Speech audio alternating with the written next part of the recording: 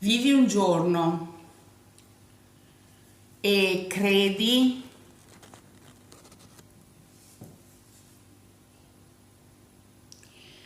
che il mondo sia ciò per cui ti sei detto involucro, mentre la cosiddetta voglia ti ha perforato il timpano tanto da farti viaggiare e vedere l'autostima che ha solo l'insieme delle persone che ti fanno vedere che poi non siamo diversi. Viviamo nel nulla da dire, come l'equivoco si delinea incompreso.